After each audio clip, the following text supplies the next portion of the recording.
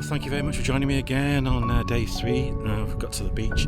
You might just remember some of this. Oh heck. Well, hello everyone, welcome to day 3. I know I did an intro in the cottage. I'm now on the beach. Thanks for joining me again. And I'm on, as I said before, I've gone on this stretch of beach that I... Oh shit. Am I? Yeah. Right. I've had a right faffery.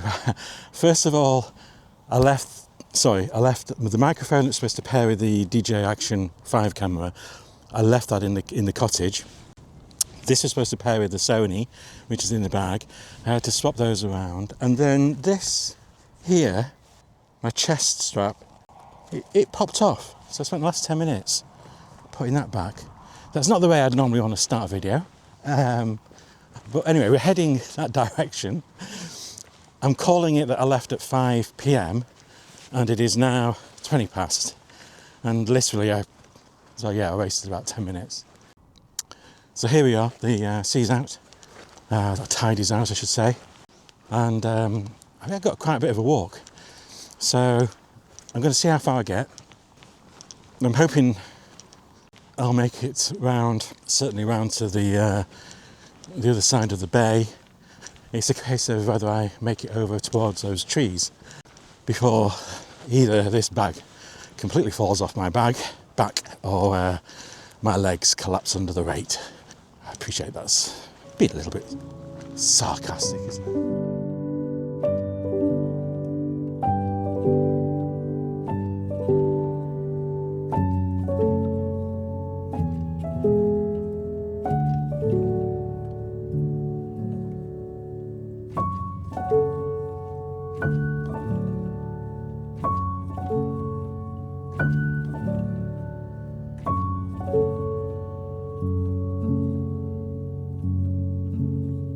Just in case you're wondering, it's the 26th of April. I came on the 24th.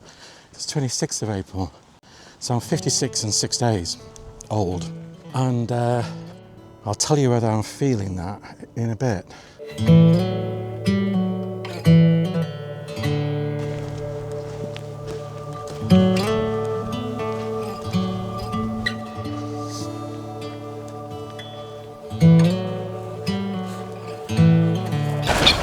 Me.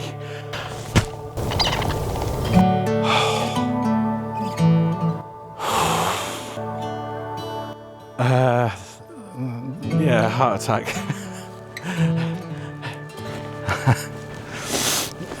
Ducks. It was 2 of them. Jesus. It was proper chest pain territory. That's what I'm supposed to be here to. That's what I'm supposed to be here to actually get away from. Tight chest, stress and anxiety. Bloody wildlife are conspiring against me.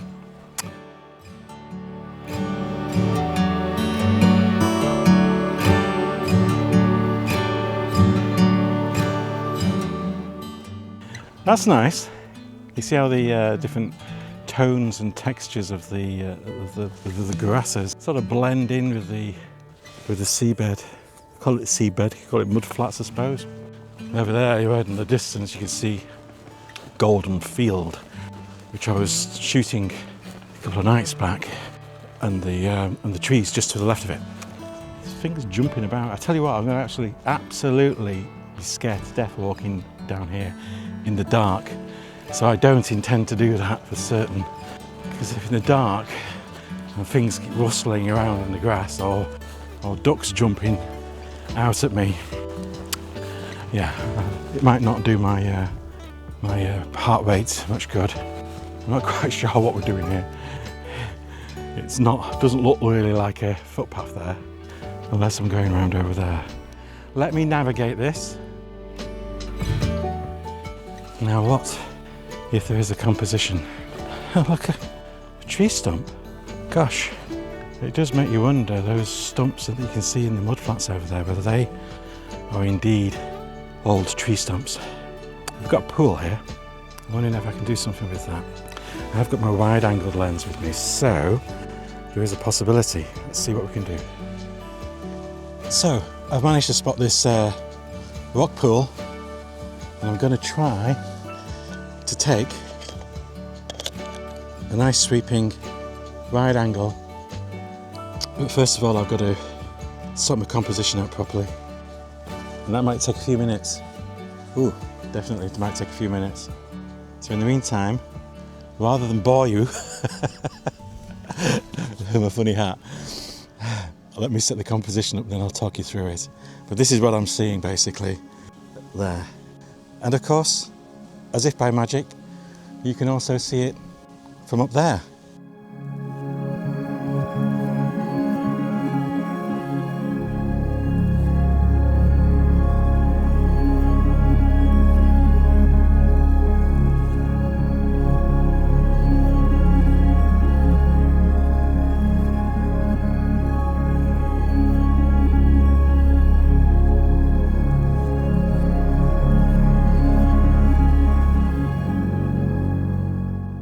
Hi, so let me take you through the settings. So, as I mentioned before, and as you've seen from a variety of angles, there's a rock pool, and I'm looking to take a shot which captures the rock pool in the foreground, and then we've got the grasses of this beach, the sands, and in the far distance, on the horizon, we have some wooded areas.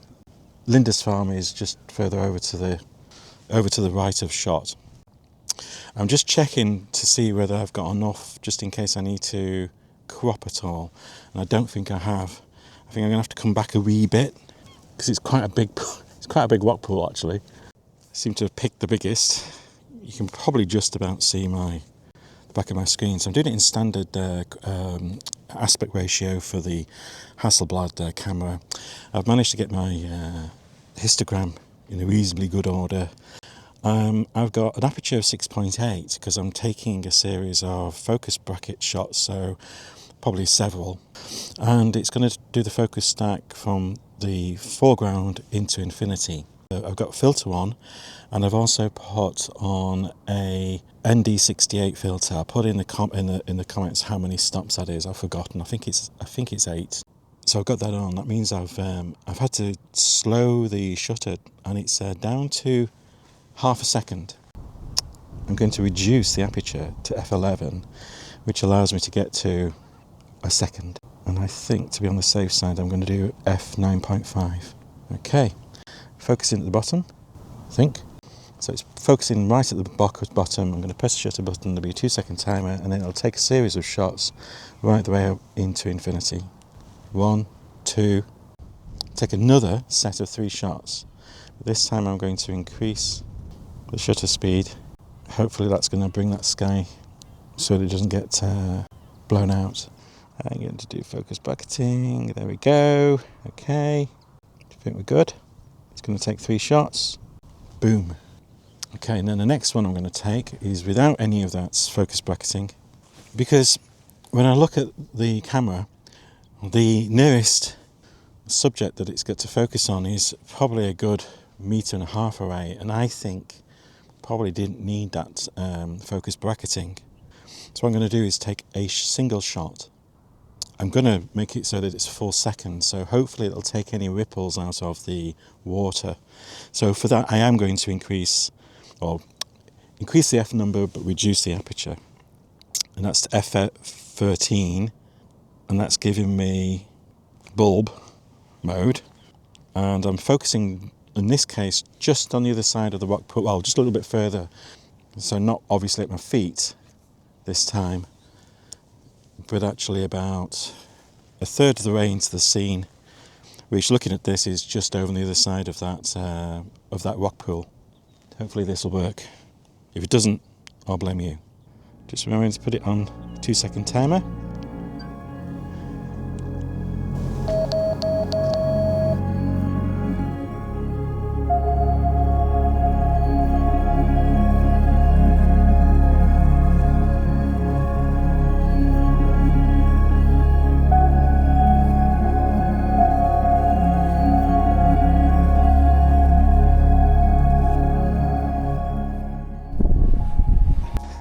Okay, it's more muddy than it looks, these mud banks. I've had to try and retreat, and I'm going to have to walk round rather than walk across, which is fine. It's fine. Hopefully that's going to be more sandy over there where it looks a little bit lighter. So, spotted another composition. I had a real nightmare trying to get across these mud flats. To a large extent, nearly just gave up. I've made my way around here, and we've got these channels. The reason why it's complicated is because of the various channels coming through. And some of them, and they're quite deep, some of them, you know, it's like a couple of feet down into a load of splodge. And they're still full of seawater, presumably from when the tide was last in. What I've got here, though, is one of those channels, and it creates an interesting foreground, I guess, potentially, and an S-curve leading out into the bay. And because I'm angling the lens down, and it's wide angled, then we've got this clump of grasses, weeds here, then this muddy thing in the centre. Okay, not great, but what I might do is use dodging and burning to try and darken some of that out. Also is to use the polarizer. There's not much movement apart from the clouds, so let's take a shot there. I'll see, maybe hopefully the clouds will not be blown out too much. 2-second timer, f16, 11 seconds, ISO 100. Off we go. So basically I'm not very confident, but we'll see. If it comes out, it's going to be nice. Well, I'll tell you one thing, it's not blown out. Polarizer has done a bit of a half-decent job in the foreground as well. So that might not be bad. I'm not saying it's good, I'm just saying it might not be bad. And now, you've got a polarizer on actually, so let's see if it works for you. Not quite the same, to be honest with you. Well, I'm going to head back now. It's been quite a peaceful afternoon. It is actually evening, it's 6:45. Clearly I'm not out for sunset. I have a feeling that by the time sunset comes, it's going to be quite hazy and behind clouds again. So what I'm going to do is I'm going to get back, finish early today, and have an earlier start tomorrow and do some exploring a bit further up the coast. I think I'm going to be hungry by the time I get home. I think I've got a piece of steak in, which should be quite nice.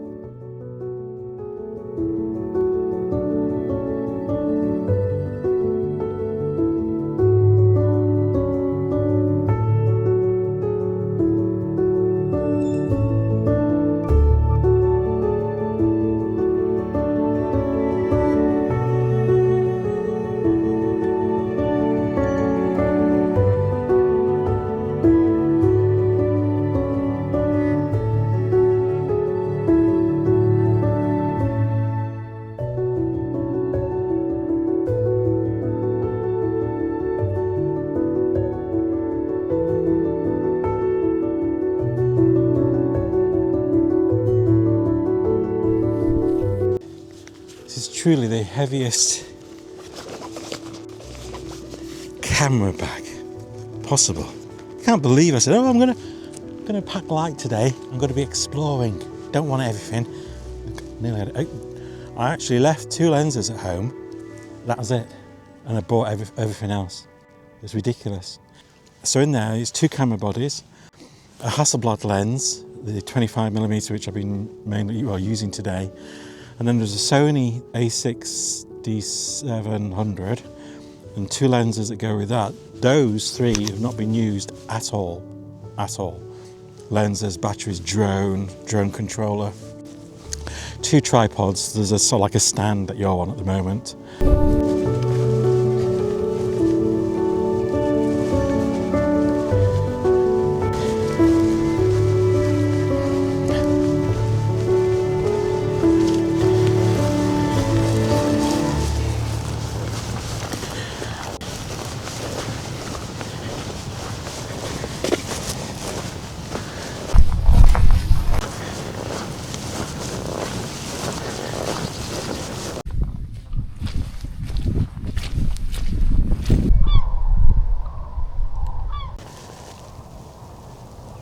Second bloody heart attack. 2 more.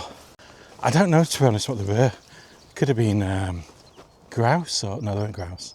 They were ducks of some sort. Interesting factoid, this coastal path has a name. It's King Charles III coastal path. And given that it's named after our sovereign, I wish I'd clear it a bit. Let me just see if there's an easier way, because that was a bit grubby over there. I'm not entirely sure walking around this is going to be helpful. Second interesting factoid as a bonus on this video. So I've been filming today, where I've been filming today is called Budle Bay. Budle Bay. And I'm staying at Budle, which is just across the way. There's a bit of history to this. Let me just show you. Hopefully you'll just be able to see on the action camera. If I can get this to stand up properly. Ooh, I don't know, tricky. So that is Budle Harbour.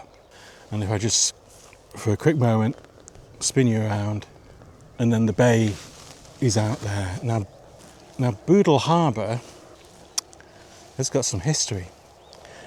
It dates back to the 13th century. That's King Henry VIII's time.